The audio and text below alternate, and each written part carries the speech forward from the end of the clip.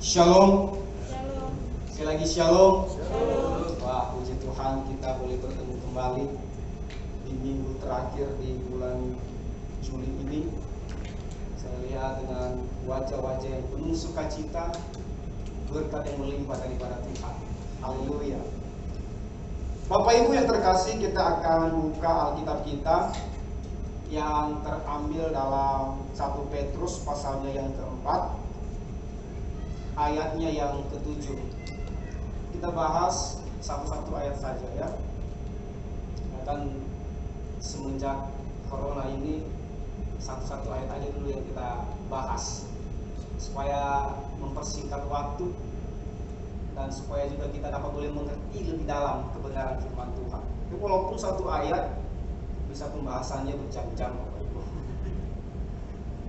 Kita akan buka di dalam 1 Petrus yang pertama, 1 Petrus pasalnya yang keempat. 1 Petrus pasalnya yang keempat, ayatnya yang ke-7. 1 Petrus pasal 4 ayat yang ke-7, kita akan baca bersama-sama. 1, 2, 3. Kesudahan segala sesuatu sudah dekat.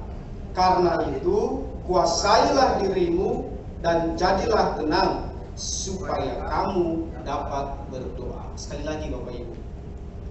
Kesudahan segala sesuatu sudah dekat. Karena itu kuasailah dirimu dan jadilah tenang supaya kamu dapat berdoa.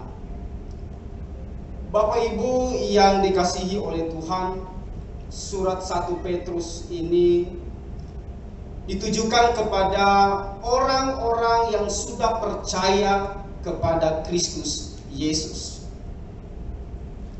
Mereka ini tersebar di seluruh wilayah provinsi Kekaisaran Romawi. Mereka ditugaskan untuk menyatakan kebaikan-kebaikan Allah karena mereka sudah percaya dan mengimani Yesus Kristus sebagai Tuhan dan Juru Selamat. Jadi mereka ditugaskan untuk selalu taat kepada Allah. Kalau kita lihat di pasalnya yang pertama, di situ dikatakan ayat yang kedua bahwa itu mereka orang-orang yang dipilih sesuai dengan rencana Allah Bapa kita dan yang dikuduskan oleh Roh supaya taat kepada Yesus Kristus dan menerima percikan darahnya. Kiranya kasih, karunia, dan damai sejahtera melimpah atas kamu. Jadi mereka ini Bapak Ibu ditugaskan bagaimana mereka menyatakan kebaikan-kebaikan Allah yang sudah mereka alami di dalam kehidupan mereka. Mereka menyatakan kasih Kristus, mereka mengabarkan kebenaran Tuhan. Sehingga ketika mereka mengabarkan kebenaran Tuhan itu, dengan harapan ada begitu banyak orang juga yang dapat boleh percaya dan mengenal Tuhan Yesus Kristus sebagai Juru Selamat kehidupan di tengah dunia ini. Tetapi Bapak Ibu yang diberkati oleh Tuhan, tugas itu memang mulia, tetapi memiliki tantangan yang sangat besar. Karena kenapa mereka itu berada di tengah-tengah orang yang masih belum mengenal Yesus Kristus sebagai Tuhan dan Juru Selamat mereka. Pastinya mereka mengalami berbagai tantangan.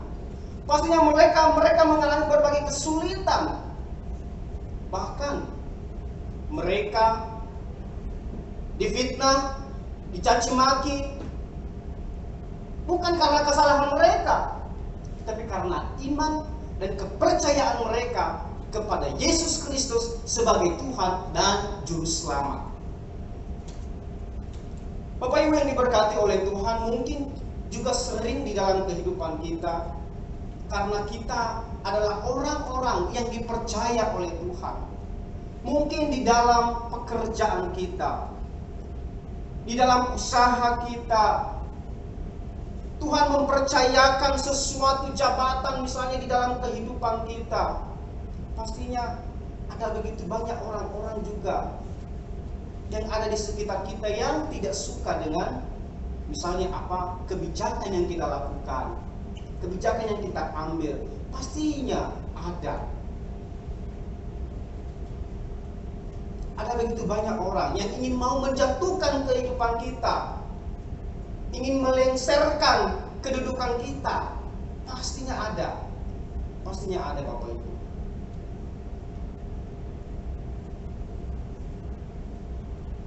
Tetapi apakah dengan hal yang seperti itu iman kita semakin lemah atau semakin kuat? Tergantung orangnya, Bapak Ibu.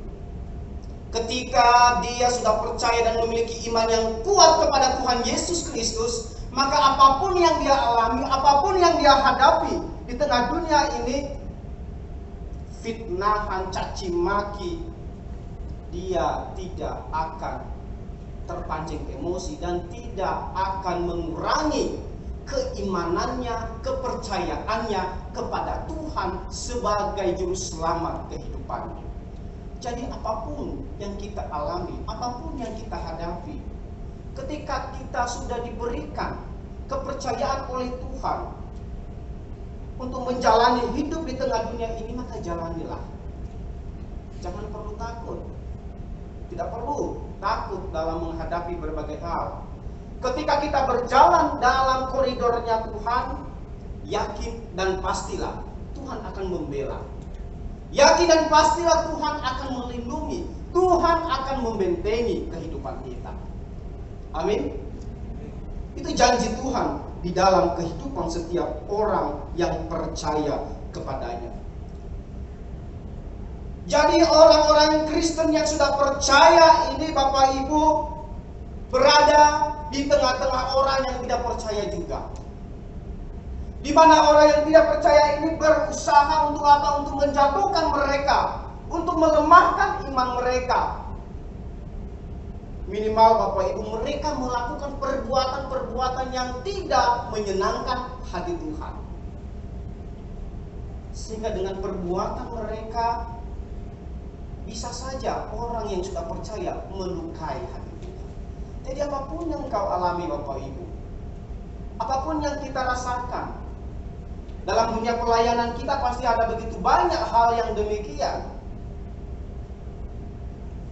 Jangan sampai dengan perbuatan sesama kita, misalnya orang yang menjatuhkan kehidupan kita, jangan sampai kita melukai hati Tuhan. Ketika kita melihat ada sesuatu hal yang ingin menjatuhkan kehidupan kita, apa yang harus kita lakukan? Kita tetap menenangkan hati dan pikiran. Kita tetap menenangkan hati dan pikiran. Alkitab mengatakan Bapak Ibu, Yesus mengajarkan kita bahwa kita harus apa? Mengasihi musuh kita. Mengasihi musuh kita. Berdoa bagi mereka yang menganiaya kita. Karena kenapa Bapak Ibu? Itulah yang menjadi perbedaan kita antara kita sebagai orang yang percaya dengan mereka yang tidak percaya. Bapak Ibu yang terkasih dalam nama Yesus Kristus, kemarin kami ketemu dengan Pak Kiki gitu ya. Ketika ketemu, mungkin secara spontan Pak Kiki nanya ke saya gitu ya, Ben, di Nias kayaknya kekristenan sudah mulai menurun ya. Saya bilang, sebenarnya bukan menurun Pak Kiki. Karena memang yang mayoritas di daerah saya itu adalah orang Kristen. Tapi kenapa kemudian ada begitu banyak orang melihat daerah saya itu sebagai kekristenan yang menurun? Karena sikap dan perbuatan mereka yang tidak mencerminkan kekristenan mereka. Tidak mencerminkan kekristenan mereka. Hidup dalam agama Kristen. Mereka percaya kepada Yesus. Tetapi apa yang terjadi dalam kehidupan mereka? Bahkan ada pendeta yang barusan pelayanan dari sana, mereka berkata, walaupun 90% Nias itu menganut agama kekristenan, tetapi hanya 30% yang bisa dikatakan sebagai orang Kristen yang sungguh-sungguh. Karena kenapa? Karena mereka tidak menghidupi kekristenan itu di dalam kehidupan mereka. Bisa saja sebelum ibadah, mungkin supaya lebih kuat untuk mendengarkan firman atau enggak ngantuk gitu ya, mereka minum alkohol dulu. Iya, cari dulu minuman yang bisa menghangatkan diri mereka. Dan bukan hanya jemaat Bapak Ibu, saya bisa melihat dengan mata kepala saya sendiri hamba Tuhan yang melayani di mimbar, yang menyampaikan kebenaran firman Tuhan. Nggak akan bisa menyampaikan kebenaran firman Tuhan dengan suara yang kencang kalau dia tidak menghangatkan badannya dengan minuman beralkohol. Nggak tahu apa sebabnya, saya nggak ngerti Bapak Ibu. Tapi saya percaya semua kita yang hadir di tempat ini adalah orang-orang yang memiliki iman dan kepercayaan kepada Kristus dan melakukan apa yang Tuhan inginkan. Amin. Jadi itulah sebabnya Bapak Ibu, Yesus mengajarkan kehidupan kita bahwa ketika kita dicaci maki, ketika kita difitnah, janganlah engkau membalas kejahatan dengan kejahatan. Kasihilah musuhmu. Kasihilah musuhmu. Ketika Yesus dicaci maki, ketika Yesus difitnah, ketika Yesus dipukuli, bahkan disalib, apa yang Tuhan Yesus katakan kepada mereka yang sudah berbuat begitu dengan dirinya? Ampunilah mereka Bapa, sebab mereka itu tidak tahu apa yang mereka perbuat. Ini menunjukkan Bapak Ibu, walaupun mereka yang melakukan itu mengenal kebenaran firman Tuhan, tetapi tidak menghidupi kebenaran Tuhan itu dalam diri mereka, maka sama aja Yesus mengatakan bahwa sama aja mereka itu adalah orang-orang yang berada di luar Tuhan. Atau lebih pedasnya kata-kata mereka itu adalah iblis. Mereka itu iblis. Makanya jangan kita sekali-kali untuk mencaci maki sesama kita manusia, memfitnah sesama kita manusia, karena hal itu sama aja dengan iblis. Paulus Bapak Ibu juga mengutip hal yang demikian di dalam Roma pasal yang ke-12 ayat yang ke-17. Di situ dikatakan Bapak Ibu bahwa janganlah membalas kejahatan dengan kejahatan. Lakukanlah apa yang baik bagi semua orang. Bagi semua orang. Tanpa terkecuali. Tanpa memandang suku, agama, budayanya apa. Semua orang kita harus berbuat baik kepada mereka. Karena itu yang diajarkan oleh Tuhan Yesus kepada kita, orang-orang yang percaya kepadanya. Bahkan Rasul Petrus pun Bapak Ibu di dalam 1 Petrus ini ayat yang pertama, pasal yang ketiga ayatnya yang ke-9, di situ dikatakan bahwa dan janganlah membalas kejahatan dengan kejahatan atau caci maki dengan caci maki, tetapi sebaliknya hendaklah kamu memberkati, karena untuk itulah kamu dipanggil, yaitu untuk memperoleh berkat. Untuk itulah kita mengimani, percaya kepada Yesus Kristus sebagai Tuhan dan Juru Selamat. Untuk apa? Untuk memperoleh berkat, untuk memberkati orang-orang yang ada di sekitar kita. Walaupun mereka memfitnah kita, walaupun mereka mencaci maki kita, kita tidak menghiraukan akan hal itu, karena kita adalah orang-orang yang percaya kepada Tuhan.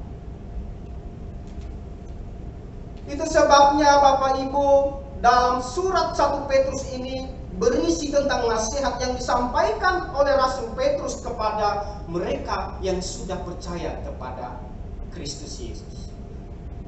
Rasul Petrus menyampaikan kepada kita semua orang-orang yang percaya, kepada kita semua orang-orang yang percaya, supaya apa Bapak Ibu? Supaya mereka tetap teguh di dalam iman mereka kepada Tuhan Yesus Kristus.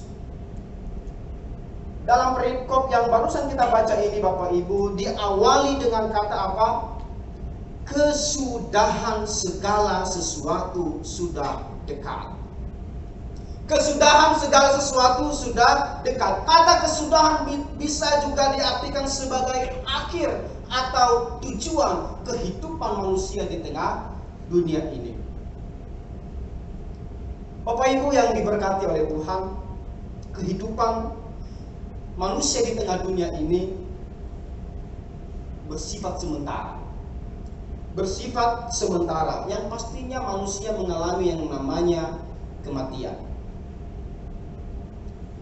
Semua manusia pastinya mengalami yang namanya kematian. Manusia di tengah dunia ini ada masanya, ada expirednya. Jadi tidak hanya pada makanan, tidak hanya pada minuman, tetapi juga diri kita, manusia ini ada batasnya, ada expirednya. Alkitab mencatat bahwa 70 sampai 80 tahun. Pengkhotbah 3 ayat 1 mengatakan bahwa untuk segala sesuatu itu ada masanya. Ada masanya kita untuk lahir. Ada masanya kita untuk apa? Meninggalkan dunia yang fana ini. Bahkan Alkitab mencatat bahwa kehidupan manusia di tengah dunia ini adalah bagaikan uap yang sebentar saja kelihatan lalu lenyap. Lalu lenyap. Artinya Bapak Ibu bahwa kita tidak tahu kapan waktunya Tuhan itu datang di dalam diri kita masing-masing. Waktu Tuhan itu sudah dekat, bisa hari ini, bisa esok, bisa lusa, dan tahun depan. Kita tidak tahu kapan waktunya Tuhan. Tapi yang pasti dalam diri kita, waktunya Tuhan dalam diri kita pasti yang terbaik. Amin. Waktunya Tuhan di dalam kehidupan kita pastinya waktunya yang terbaik. Waktu Tuhan dalam kehidupan kita ini adalah waktu yang terbaik Bapak Ibu. Ketika kita sudah memutuskan percaya kepada Tuhan Yesus Kristus, maka kita harus tetap waspada dan berjaga-jaga. Karena ketika kita tahu waktu kita kapan, maka kita mempersiapkan segala sesuatu. Tidak ada seorang pun yang tahu kapan waktunya tiba meninggalkan dunia yang fana. Tidak ada yang tahu. Itu sebabnya kenapa tidak ada yang tahu, supaya kita tetap berjaga-jaga, tetap waspada, tetap mengandalkan Tuhan dalam kehidupan kita. Jangan hanya menerima kebaikan dan keselamatannya saja yang sudah Tuhan siapkan bagi kita, tapi juga harus setia dan taat untuk melakukan apa yang Tuhan inginkan. Jadi kata kesudahan itu Bapak Ibu menunjukkan suatu akhir dari kehidupan manusia. Akhir dari kehidupan manusia, pastinya kondisi ini tidak diinginkan terjadi oleh seseorang. Apalagi kalau misalnya terjadi kesudahan itu dalam diri kita sendiri, dalam orang-orang yang kita kasihi, orang yang terdekat dengan kita, pastinya kita sulit untuk menerima hal yang demikian. Sangat-sangat sulit Bapak Ibu. Kecuali, ada kata kecuali. Kecuali kalau orang itu menyimpan rasa sakit hati. Kecuali kalau orang itu menyimpan rasa dendam, tidak mau mengampuni. Maka apa yang ada dalam pikirannya? Bagaimana orang yang dia tidak suka itu lenyap di tengah dunia ini. Itu kecuali, saya percaya kita semua di tempat ini tidak pernah menyimpan rasa dendam, rasa iri hati, rasa dengki kepada sesama kita manusia. Pastinya semua kita yang ada di tempat ini adalah orang-orang yang sungguh-sungguh mengasihi Tuhan dan sesama manusia. Amin. Bapak Ibu yang terkasih dalam nama Yesus Kristus, itulah sebabnya Petrus mengingatkan jemaat yang sudah percaya kepada Kristus Yesus. Untuk apa Bapak Ibu? Bahwa apapun yang terjadi di dalam kehidupanmu, wabah apapun yang senantiasa mematikan hidupmu hari-hari ini, ingin mengancam kehidupan kita, tidak perlu takut. Yang harus kita lakukan adalah melakukan apa yang baik di hadapan Tuhan, berjalan dalam koridornya Tuhan, mengikuti semua protokol-protokol yang ada. Seperti sekarang kita menggunakan masker semua ya. Kita nggak tahu apakah wajah-wajah senyum atau apa. Pastinya kita mengikuti protokol kesehatan yang sudah dianjurkan oleh pemerintah. Jadi yang pertama Bapak Ibu, ketika kita dihantui dengan berbagai ancaman-ancaman yang ada dari luar untuk melemahkan iman kita, maka yang pertama di situ dikatakan bahwa karena itu kuasailah dirimu. Kuasailah dirimu, menguasai diri. Artinya kita harus berpikir jernih, berada dalam pikiran yang benar. Bapak Ibu yang dikasihi oleh Tuhan, musuh terbesar kita di tengah dunia ini adalah diri kita sendiri. Diri kita sendiri. Karena kenapa? Ketika kita tidak menguasai diri, misalnya orang yang sudah mencaci maki kita dan kita tidak bisa menguasai diri, maka pastinya apa yang terjadi? Kita akan mencaci maki kembali juga dia. Bahkan bisa lebih dari itu. Bisa lebih dari itu, bisa mencelakakan orang lain dengan berbagai cara yang tidak diinginkan oleh Tuhan. Tadi ada begitu banyak orang Bapak Ibu yang tidak menguasai dirinya. Ketika diperhadapkan dengan berbagai kesulitan hidup, ketika dihadapkan dengan berbagai persoalan hidup, mudah sekali marah. Mereka mengedepankan emosi amarah mereka. Bapak Ibu, amarah itu bukan dalam artian itu dosa. Enggak. Amarah itu Bapak Ibu adalah merupakan anugerah Tuhan yang Dia berikan dalam kehidupan setiap kita. Misalnya, ada sesuatu yang tidak melakukan apa yang tidak diinginkan oleh Tuhan, pastinya kita marah ya. Kita tegur, kita ingatkan. Tapi kenapa kemudian amarah ini bisa menjadi dosa Bapak Ibu? Ketika amarah itu diarahkan diri kita untuk melakukan perbuatan-perbuatan yang jahat yang tidak diinginkan oleh Tuhan. Kita mungkin boleh marah di dalam pelayanan kita. Kita mungkin boleh marah mungkin di dalam keluarga kita, dalam pekerjaan kita, karena tidak diinginkan oleh Tuhan. Tetapi apakah amarah kita itu sudah berada dalam jalan yang benar, dalam porsinya Tuhan atau tidak? Jangan sampai amarah kita itu melukai hati Tuhan. Jangan sampai amarah kita itu melukai hati Tuhan.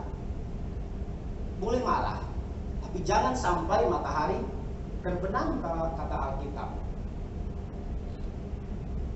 Yesus marah kepada murid-muridnya karena mereka tidak melakukan apa yang diinginkan oleh Tuhan. Tapi apakah amarah Yesus itu terus berlarut-larut? Tidak, hanya sampai di situ. Dia ingatkan marah, ini yang kamu haruskan, ini yang seharusnya kamu lakukan, bukan ini, bukan itu. Udah selesai. Tidak menyimpan rasa dendam, apalagi melakukan perbuatan-perbuatan yang jahat yang ingin mencelakakan orang lain. Jadi kita harus mampu untuk menguasai diri dalam emosi kita, dalam amarah kita. Karena salah satu penguasaan diri itu adalah buah roh yang Tuhan berikan di dalam kehidupan kita. Ketika kita tidak bisa menguasai diri kita, maka apapun yang kita lakukan akan sia-sia. Akan sia-sia ketika kita tidak bisa mengontrol diri kita ini dengan apa yang sudah Tuhan perintahkan di dalam kehidupan kita. Jadi kita harus bisa menguasai diri dalam hal emosi kita, dalam hal ucapan kita, dalam hal pikiran kita dan keinginan daging kita yang tidak diinginkan oleh Tuhan.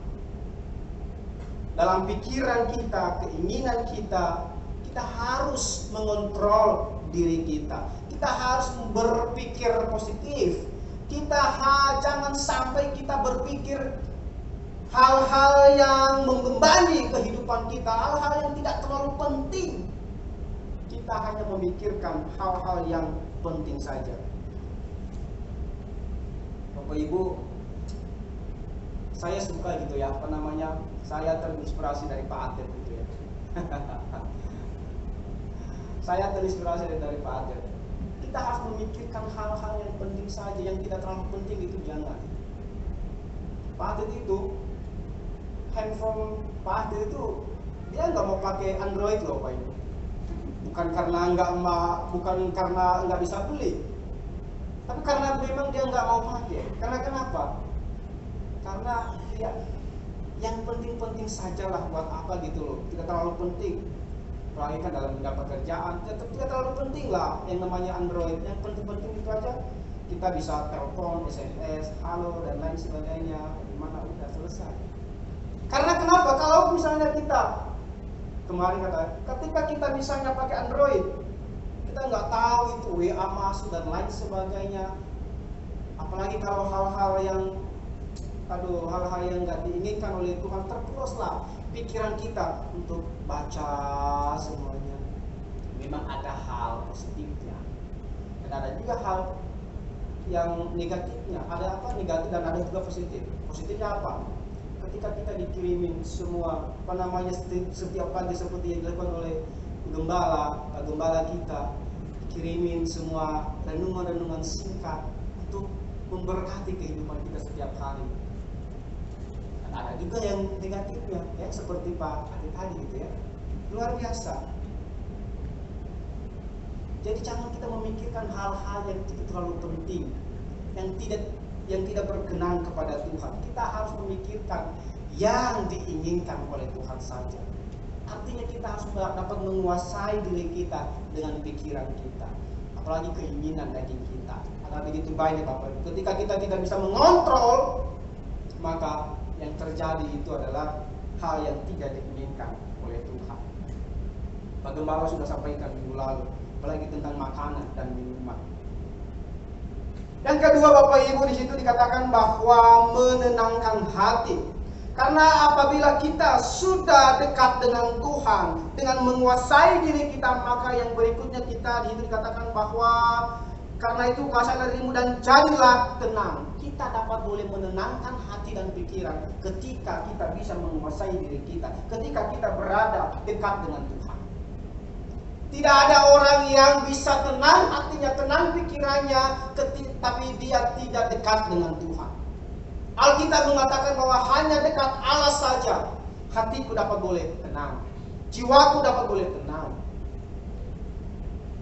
Tapi ketika kita tidak dekat dengan Tuhan, maka tidak akan mendapatkan yang namanya ketenangan, ketentraman, kedamaian yang kita peroleh di dalam Kristus. Kita hanya bisa peroleh ketika kita dekat dengan Tuhan. Pemazmur mengatakan bahwa lebih baik 1000 hari. Sebab lebih baik 1 hari di pelataran Tuhan daripada 1000 hari di tempat lain. Kita harus menyerahkan kehidupan kita di dalam tangan Tuhan.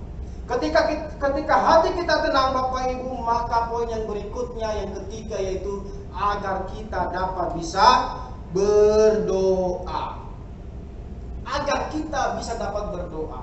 Orang yang berdoa adalah mereka yang bisa menguasai diri dan menenangkan hati, sehingga dia dapat boleh meminta apa yang dia inginkan kepada Tuhan, dan pastinya Tuhan akan menjawabnya. Amin.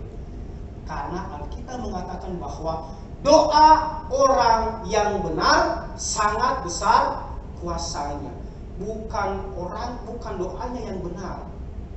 Bukan doanya yang benar. Bukan dengan kata-katanya yang sungguh mantap, keren. Udah menata kata-kata sedemikian rupa sehingga orang yang mendengar, wah, hebat, luar biasa. Tetapi diri sendiri tidak benar, tidak bisa melakukan. Alkitab mengatakan bahwa doa orang benar bila dengan yakin didoakan maka sangat-sangat besar kuasanya. Ingat, orangnya yang benar, bukan doanya yang benar, orangnya yang benar. Pertanyaannya, apakah kita sudah menjadi orang-orang yang benar di hadapan Tuhan? Karena ada begitu banyak orang itu ya, kenapa Tuhan jahat dengan saya? Kenapa dia tidak menjawab doa saya? Saya sudah sekian lama percaya kepada Tuhan, tetapi pergumulan saya tidak pernah dikabulkan. Tuhan jahat. Wah, ada orang yang seperti itu. Tuhan jahat. Tapi ketika beberapa minggu kemudian, beberapa bulan kemudian ada sesuatu hal yang dia inginkan terjadi dalam dirinya, baru dia katakan, terima kasih Tuhan. Terima kasih Tuhan. Ini menunjukkan bahwa hanya sesuatu hal yang dia sukai saja, sesuatu hal yang menguntungkan dirinya saja, dia baru bisa mengatakan Tuhan hebat dalam dirinya. Tapi ketika hal apa yang dia inginkan tidak sesuai, maka dia bisa mengatakan Tuhan jahat. Tuhan jahat. Begitu pendeknya pengetahuan kita terhadap Tuhan. Kita harus mengandalkan Tuhan dalam segala hal. Doa orang yang benar bila dengan yakin didoakan maka sangat besar kuasanya. Dan untuk menjadi orang yang benar Bapak Ibu, kita harus mampu bisa mengendalikan diri dan menenangkan hati di hadapan Tuhan. Bisa mengontrol diri dan tidak melukai hati Tuhan. Mulai dari hari ini Bapak Ibu, jangan pernah lukai hati Tuhan. Dengan apa? Dengan hal-hal yang tidak kita inginkan terjadi dalam diri kita, tapi Tuhan izinkan. Karena itu adalah proses yang Tuhan izinkan agar kita tetap untuk taat setia pada apa yang sudah Tuhan ajarkan dalam kehidupan kita. Amin untuk firman Tuhan.